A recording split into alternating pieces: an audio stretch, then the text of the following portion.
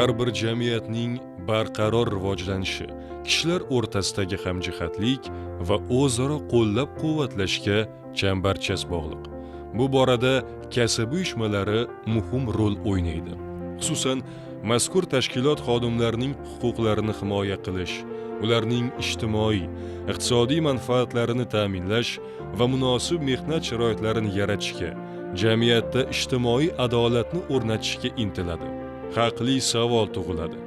Aholi O'zbekiston kasb uyushmalari federatsiyasi faoliyati haqida nimalarni biladi? Yosh katta odamlarni sanatoriylarga jo'natishadi, dam oladigan joylarga. Xodimlarimizning farzandlari bo'lsa, ularga lagerlarga yo'llanmalar berishadi. Xodimlarni sog'lomlashtirish maqsadida har bir xodimga misol belgilangan tartibda dam olish uchun sanatoriyalarga yuborishadi. Ularni o'sha maroqli hordiq chiqarishlarini ta'minlab beradigan tashkilot deb bilaman. Kasb uyushmasini albatta bilamiz. Kadastr agentligi Toshkent viloyat boshqarmasida ishlayman. A'zosimiz ham. Kasb uyushmasi tomonidan tashkil etilgan yoshlar forumida nafaqat bizning tashkilot, shunga o'xshash yirik tashkilotlardan a'zolar qatnashdi.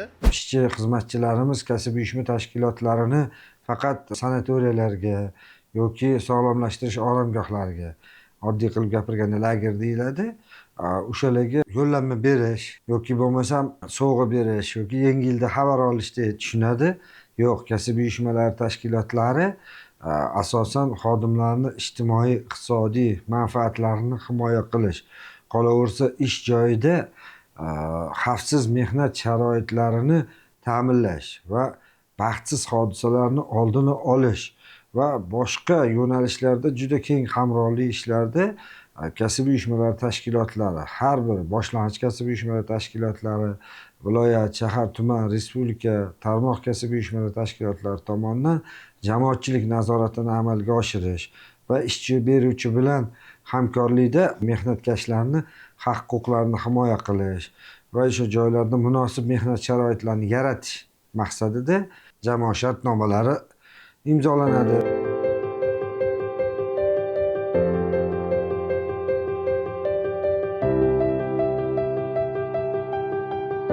Bugun biz O'zbekiston kasb uyushmalari federatsiyasi Toshkent viloyat kengashi faoliyati misolida ushbu tashkilot haqidagi bilimlaringizni oshirishga harakat qilamiz. Kasb uyushmalari birinchi navbatda ishchi xodimlarning manfaatlarini himoya qiladi. Ishchi xodimlarni madaniy ma'rifiy dam olish tadbirlarini tashkillashtirishda, ularni mehnat kodeksida belgilangan o'sha me'yorlarga rioya qilinishlarida yoki bo'lmasam o'sha jamoat mehnat kodeksi asosida jamoat shartnomalarida ko'rsatilgan ishchi xodimlarni huquqiy manfaatlarini himoya qilishda va ularni bajarilishda bevosita ish beruvchi, ishchi xodim va kasb uyushmalari o'rtasidagi uzviylikni ta'minlab keladi. Savol tug'iladi, mehnat muhofazasi bu nima?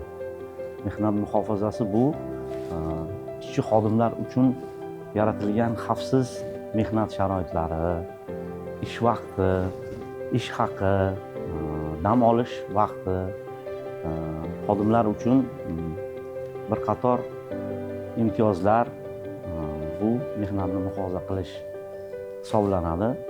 O'zbekiston Respublikasi Konstitutsiyasida har kim munosib mehnat qilish, o'zi xohlagan kasb turini tanlash, xavfsiz mehnat sharoitlarida sanitariya gigiyena talablariga javob beradigan joylarda faoliyat yuritishi, munosib va adolatli haq olishi, ya'niki belgilangan eng kam ish haqidan kam bo'lmagan miqdorda ish haqqi olishi, bundan tashqari ishsizlikdan himoya qilinishi belgilab qo'yilgan. Mehnat munosabatlari degan bir tushuncha bor. Mehnat munosabatlari qachon tashkil etiladi? Ya'niki ish beruvchi hamda ishchi bor joyda mehnat munosabatlari shakllanadi. Ish beruvchi xodimni mehnatidan foydalangan holda u qaysidir ma'noda daromadga, sarmoyaga ega bo'ladi. Uni mehnatidan foydalanish uchun u bir qator talablarga javob beradigan sharoit yaratib berish kerak. Bugun biz O'zbekiston kasb uyushmalari federatsiyasi Toshkent viloyat kengashi faoliyati misolida ushbu tashkilot haqidagi bilimlaringizni oshirishga harakat qilamiz. Bu faoliyat jarayonida biz birinchi navbatda kengash doirasida oladigan bo'lsak, kengashimizda faoliyat yuritadigan bo'limlar orqali, masalan, mehnatkashlarni ijtimoiy himoya qilish bo'limi orqali o'sha joylardagi jamoa shartnomalarini shakllantirishda ularni modellarini, maketlarini har bitta tarmoqqa mos, har bitta yo'nalishga mos maketlarni shakllantirishda yoki bo'lmasa ijtimoiy sug'urta bo'limimiz orqali mehnatkashlarni dam olishlarini tashkil qilish. Mana respublikamiz bo'yicha 32 ta agar sanatoriy kurortlar bo'lsa, mana shu sanatoriyalarimizda ularni dam oltirishdagi huquqlari masalalari, pansionatlarda, dam olish zonalaridagi dam olishlarda ijtimoiy sug'urta mablag'lari hisobidan ularni o'sha dam olishlarida putyovkalarni qoplab berish masalalarida, yo'nalishlarda. Alohida bugungi kunda yoshlar siyosati, xotin-qizlar masalalari davlatimiz siyosatining ustuvor yo'nalishlaridan bittasi. Bu masalalarda ham kengashimizda yoshlar masalalari bo'yicha kengash raisini maslahatchisi lavozimi joriy qilingan. Xususan 1990-yilda Respublika kasaba uyushmalari tomonidan O'zbekiston kasaba uyushmalari federatsiyasini tashkil etish haqida deklaratsiya. 1991-yilda esa federatsiya nizomi qabul qilingan. Toshkent viloyati kasaba uyushmalarining tarixi 1958-yildan boshlangan bo'lsa, 1973-74-yillarga kelib, butun ittifoq kasaba uyushmalari markaziy kengashi qaroriga muvofiq Bekobod, Angren, Olmaliq, Yangiyo'l shaharlari hamda O'rta Chirchiq tumanida shahar va tuman kengashlari, Toshkent viloyati kasaba uyushmalari kurslari tashkil etilgan. O'zbekiston kasaba uyushmalari federatsiyasi Toshkent viloyati kengashi tomonidan aholini ijtimoiy qo'llab-quvvatlash bo'yicha oxirgi 5 yil davomida jamoa shartnomalari orqali 54.791 nafar kam ta'minlangan oilalar vakillariga, 16.095 nafar nafaqa yoshiga yetgan xodimlarga, 13.859 nafar nogironligi bo'lgan shaxslarga, 20.735 nafar ishlayotgan ayollarga 10 milliard 308 million so'm miqdorida moddiy yordam ko'rsatilgan. Shuningdek, ishchi xodimlarning mehnat sharoitlarini yanada yaxshilash, baxtsiz hodisalarning oldini olish va kasb kasalliklari profilaktikasi yuzasidan viloyatdagi kasaba uyushmalar tashkilotlarida ijtimoiy sheriklar bilan hamkorlikda 2015 ta o'quv seminar va davra suhbatlari o'tkazilib, unda 165.437 nafar tinglovchi ishtirok etdi. Toshkent viloyati kengashi ham bugungi kunda eng yirik nodavlat notijorat tashkilot sifatida o'zini o'rniga ega va davlatimiz rahbari, prezidentimiz Shavkat Miromonovich Mirziyoyev olib borayotgan siyosat va islohotlarni amalga oshirishda keng ko'lamli ishlarni olib boryapti. Xususan, Toshkent viloyati misolida aytadigan bo'lsak, Toshkent viloyati hududiga a'zo bo'lgan 3262 ta boshlang'ich tashkilotlardagi salkam 600 mingga yaqin viloyatimizda faoliyat yuritayotgan 8 ta tarmoqlar bilan birgalikda korxona tashkilotlaridagi ishchi xodimlarni huquqlarini ijtimoiy iqtisodiy himoya qilish, ularni huquqiy manfaatlarini ta'minlash borasida keng ko'lamli ishlar amalga oshirilyapti. Bu ularga yaratilayotgan ish sharoitlari, korxona rahbari bilan birgalikda boshlang'ich kasaba tashkilotlari o'rtasida imzolanadigan jamoa shartnomalarida belgilangan bandlarni ijrosi bo'yicha kasaba uyushmalari, ish beruvchilar va ishchi xodimlar o'rtasidagi bevosita ko'prik rolini o'ynab kelyapti. O'zbekiston davlat muassasalari va jamoat xizmat xodimlari kasaba uyushmasi Toshkent viloyati kengashi tarmoq tizimida hozirgi kunda 336 nafar boshlang'ich ikkita birlashgan qo'mitasi mavjud bo'lib, unda kasaba uyushma a'zolari soni 42.405 tani tashkil etmoqda. Tarmoq kasaba uyushmasi tizimida bir qancha ishlar amalga oshirilyapti. Shu bilan birga mamlakatimizda sayyohlik ko'lamini keng targ'ib qilish va tarixiy qadamjolarning ko'pligi bois mazkur sohani huquqiy asoslari izchil mustahkamlanib borilmoqda hamda turizmni yanada rivojlantirish alohida e'tibor qaratilmoqda. 2025-yil 8 oy davomida boshlang'ich tashkilotlar tomonidan mehnatkashlar va ularning oila a'zolari Toshkent, Samarqand, Buxoro, Xorazm viloyatlarini diqqatga sazovor va tarixiy manzillarga sayohatlar tashkil qilindi. O'tgan davr mobaynida tashkilot va muassasalarda mehnat qilayotgan xodimlarni farzandlari uchun bolalarni sog'lomlashtirish oromgohlariga yo'llanmalar berildi.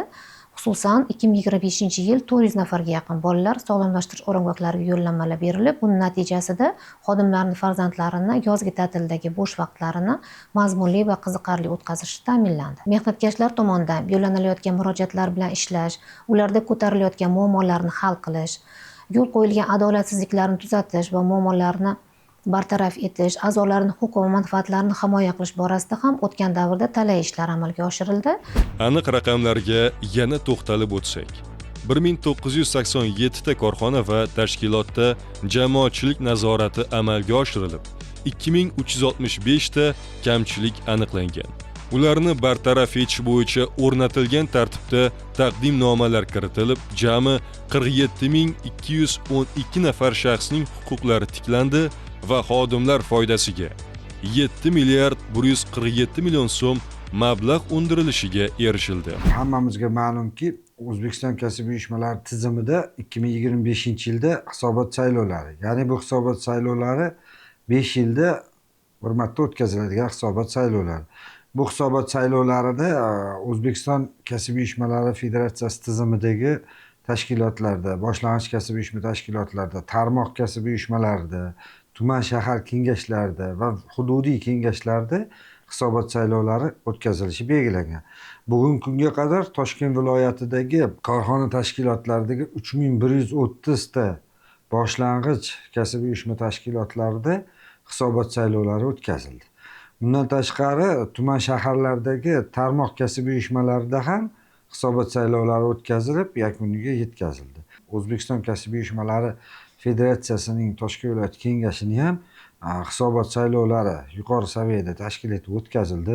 Bu saylov natijalariga ko'ra, yana 5 yilgi oldimizga qo'yilgan ustuvor vazifalar va 5 yilda amalga oshirilgan islohotlar, umuman qilingan ishlar bo'yicha kasb uyushma a'zolariga va delegatlariga hisobotlar berildi. Hisobot davrida korxona tashkilot va muassasalarda ishlovchi xodimlardan 27888 nafari sog'lomlashtirilib, ulardan 15984 nafari imtiyozli va 2105 nafari davlat dasturlarida ko'zda tutilgan aksiyalar doirasida bepul sog'lomlashtirildi. O'zbekiston kasb uyushmalari federatsiyasining 924-sonli ijro qo'mita qarori bilan yo'riqnomamiz tasdiqlangan. Bu yo'riqnomada korxona tashkilot va muassasalarda ishlovchi xodimlar yoki ularning oila a'zolari 2 yilda bir marta imtiyozli yo'llanmadan foydalana oladi.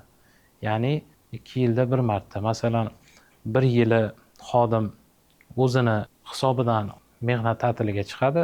Mehnat ta'tiliga chiqqan davrida o'sha boshlang'ich kasb uyushma qo'mitasi raisiga ariza bilan murojaat qiladi. Qo'mita raisi arizasini o'rganib chiqadi va o'sha hududiy kengashlarga talabnoma asosida murojaat qilgandan keyin hududiy kengashlar yo'llanmalar ajratib beradi o'zini yo'nalishi bo'yicha. Kasb uyushmalarining barcha bo'g'inlarida murojaatlar bo'limi 1092 raqamli ishonch telefoni, 1211 call center, internet tarmog'idagi huquqiy maslahatlar ko'rinishidagi interaktiv xizmatlar tashkil etilgan bo'lib, bir murojaat natija tamoyili asosida hisobot davrida 736 ta murojaat kelib tushgan.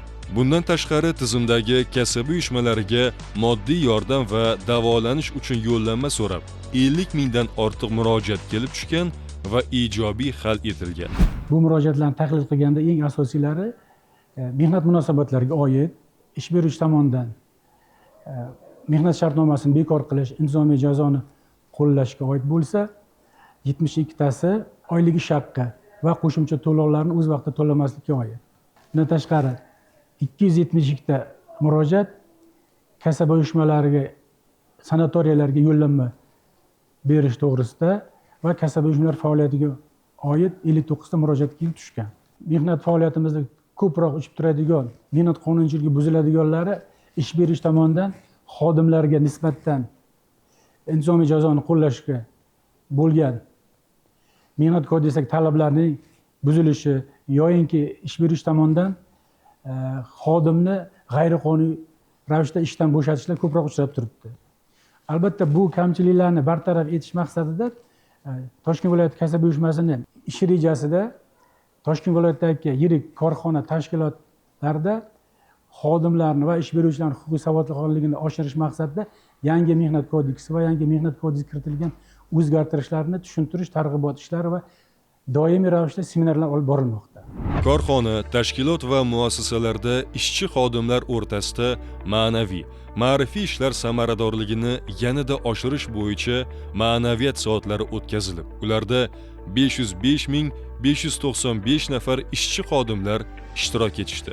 Shuningdek, kasaba uyushma tashkilotlari tomonidan 2020-2025 yillarda 200 ming nafardan ziyod xodimlarning madaniyat muassasalariga tashrifi uyushtirildi va mazkur tadbirlarga 10 milliard 876 million 990 ming so'm mablag' yo'naltirildi. Kasaba uyushmalarini O'zbekiston bo'ylab sayohat qil loyihasi mavjud bo'lib, ushbu loyiha doirasida birgina o'sha bizning viloyatimiz ishchi xodimlarni, ularni oila a'zolarini bizlar o'zimizni hududdagi tarixiy obidalar, qadamjolar, diqqatga sazovor joylarga hamda 20 ming nafarga yaqin ishchi xodimlarni mamlakatimizning tarixiy shaharlariga, ya'ni Samarqand, Xiva shaharlariga sayohatlari tashkil etilishga ko'maklashildi. Shu bilan birgalikda sog'lom turmush tarzini targ'ib qilish, demak sportni ommaviy turlarini rivojlantirish ham kasaba uyushmalarini asosiy vazifalaridan biri hisoblanadi. Har bitta ishchi xodimni kundalik ehtiyojga, ya'ni kundalik turmush tarziga aylantirish maqsadida har bitta korxona tashkilotida 5 daqiqalik xodimlar gimnastikasini ham joriy etganmiz. Albatta o'z navbatida o'zini o'sha charchagan bo'lsa, ushbu xodim o'zini tetik tutishiga va albatta ishiga yanada ham jiddiyroq va mas'uliyatliroq yondashishga yordam beradi deb o'ylayman. Yana bir muhim masala yoz mavsumida bolalarni dam oldirish va sog'lomlashtirish masalasi. Bu albatta kasaba uyushmalarini eng dolzarb masalalardan biri hisoblanadi. O'zbekiston kasaba uyushmalari federatsiyasi tizimida bolalarni dam oldirish va sog'lomlashtirish departamenti tashkil etildi. 100 dan ortiq oromgohlar, ya'ni O'zbekiston kasaba uyushmalari federatsiyasi departamenti balansiga o'tkazildi. Bu oromgohlarda qurilish, ta'mirlash ishlari, rekonstruksiya ishlari amalga oshirilib, dam olishlari uchun munosib sharoitlar yaratib kelinmoqda.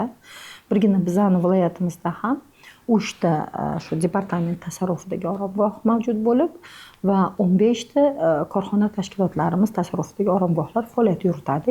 Jami 18 ta statsionar oromgohlarimiz bor. O'tgan davr mobaynida 226 mingdan ortiq bolalar sog'lomlashtirilibdi.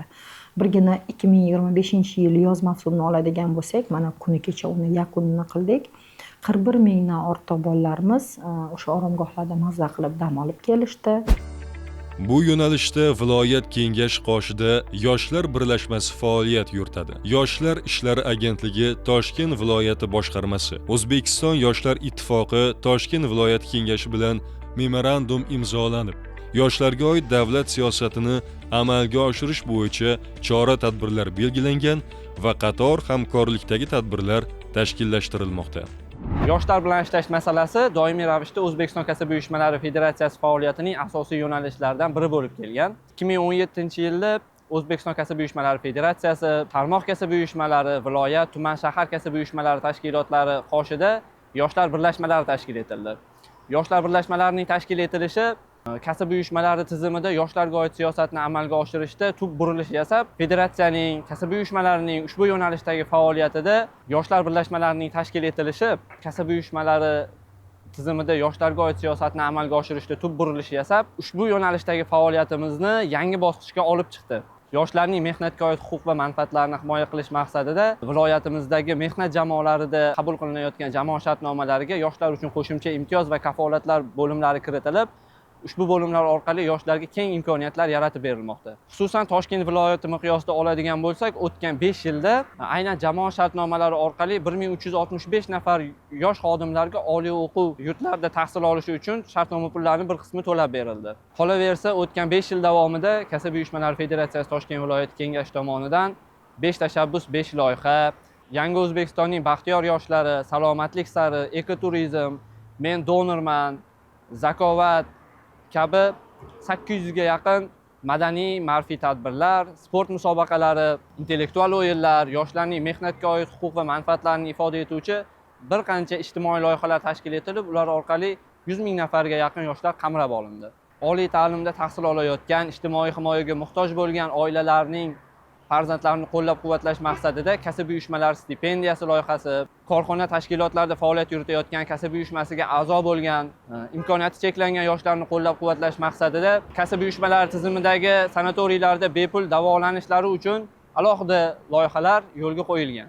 Xotin-qizlarni tizimli qo'llab-quvvatlash, ularning jamiyat hayotidagi ishtirokini ta'minlash yo'nalishida kasb uyushmalari faol ishtirok etib, davlatimiz rahbari tashabbusi bilan amaliyotga tatbiq etilgan va dunyoda analogi bo'lmagan noyob tizim. Ayollar daftari loyihasi doirasida berilgan yordamlarning haqqoniyligi ustidan jamoatchilik nazoratini olib bormoqda. Jumladan ishsiz 174.018 nafar xotin-qizlarning bandligi ta'minlandi.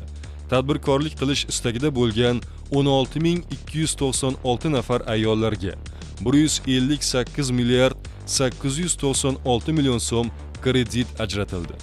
Uy-joy bilan ta'minlanishga ehtiyojmand, boquvchisi yo'q. Birinchi va ikkinchi guruh nogironligi bo'lgan 166.203 nafar xotin-qizlarga va ijara kompensatsiyasiga muhtoj xotin-qizlarning 3.512 nafariga amaliy yordam ko'rsatildi. Har 10 kunlikda bizga o'sha tuman shahar shtablaridan hisobotlar taqdim etiladi. Bu hisobotlar umumlashtirib respublika shtabiga taqdim etiladi. Ayollar daftariga Toshkent viloyati bo'yicha jami 410.255 nafar xotin-qizlarga amaliy yordamlar berildi. Joriy yilning 20-avgust holatiga 407.555 nafariga 1 trillion 116 milliard 800 million so'mdan ortiq mablag' yo'naltirildi. Bundan tashqari 2025-yil 25-martdagi oila va xotin-qizlarni qo'llab-quvvatlash tizimini yanada takomillashtirish chora-tadbirlari to'g'risidagi qaror ijrosini ta'minlash maqsadida 50 ming nafar ehtiyojmand xotin-qizlarni, jumladan Toshkent viloyatidan 7820 nafarini sanatoriylarda sog'lomlashtirish hamda tadbirkorlik ko'nikmalariga o'qitish ishlari tashkillashtirilmoqda.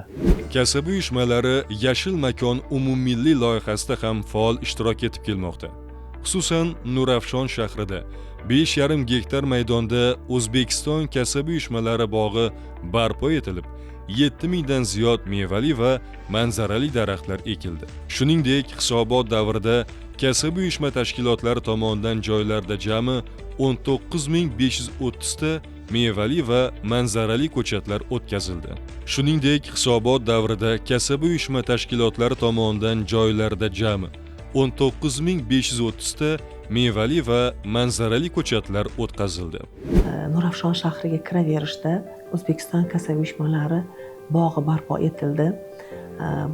Bundan tashqari har bitta tarmoq, har bitta boshlang'ich tashkilotlarimiz o'zlari faoliyat yuritayotgan korxona tashkilotlarida ham mana shu Yashil makon milliy dasturiga o'zlarini hissasini qo'shgan holatda turli manzarali mevali daraxtlar ekib, Yashil makon umummilliy loyihasiga ham o'zimizni hissamizni qo'shib kelyapmiz. 2020-yil 11-noyabr unutilmas kun sifatida tarixga muhrlandi.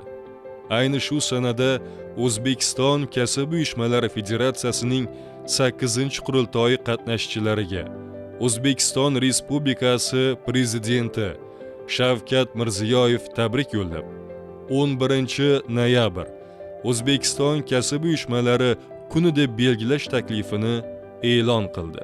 Ana shu kundan buyon 11-noyabr O'zbekiston kasb uyushmalari kuni sifatida nishonlanmoqda. Bugungi kundagi barcha harakatlarimiz O'zbekiston kasb uyushmalari harakatining 120 yilligi bayrami oldidan o'tkazilyapti.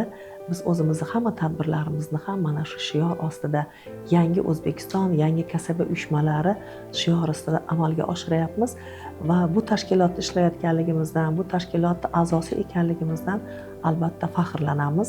Mana shu mustaqillik yillarida, ayniqsa oxirgi mana shu 7-8 yil ichida amalga oshirilayotgan islohotlar, buni natijasida erishayotgan yutuqlarimiz, davlatimiz rahbari olib borayotgan islohotlar natijasini nafaqat O'zbekiston xalqi, balki butun dunyo hamjamiyati tan olganligini, butun dunyo hamjamiyatida O'zbekiston o'zini so'ziga, o'zini o'rniga ega bo'lganligini targ'ibot tadbirlarimizda aholimizga, mehnatkashlarimizga yetkazib boryapmiz.